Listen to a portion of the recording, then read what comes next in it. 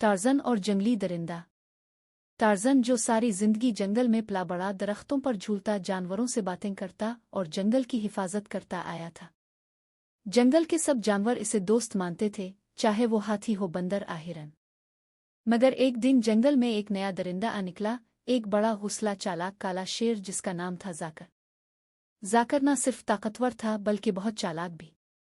वो जानवरों को डराकर अपने काबू में करना चाहता था।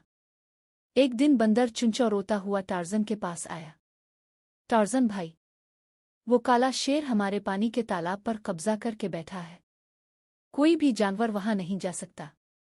टार्ज़न ने माथे पर हाथ फेरा और गहरी आवाज में कहा, जंगल में सबका हक बराबर है, किसी को डराने नहीं दूंगा। अगले दिन टार्ज़न अकेला ही जाकर के पास जा पहुंचा। दरख्तों की शाखों से झूलते हुए वो दौड़ता हुआ यात्रा। ए जाकर, ये जंगल सबका है, सिर्फ तुम्हारा नहीं। जाकर गरा, क्या तुम मुझे रोक सकते हो? मैं सबसे ताकतवर हूं। टार्ज़न ने मुस्करा कर कहा, ताकत दिल में होती है, धौंस में नहीं। फिर दोनों में जोरदार लड़ाई हुई।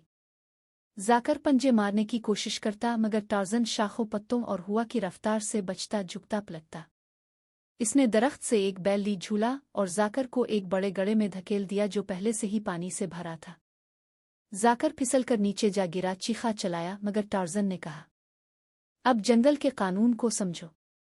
अगर दूसरों के साथ जियोगे तो यहाँ जगह है, वरना जंगल खुद फैसला कर लेगा।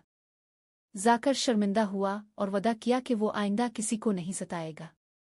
इसी दिन से जंगल में सुकून वापस आ गया। बंदर, हाथी, परिंदे सब खुशी से नाचने लगे और टार्ज़न, वो फिर दरख्त पर बैठा हुआ मुस्करा रहा था, क्योंकि इसने एक बार फिर जंगल को अमन का तोहफा दिया था।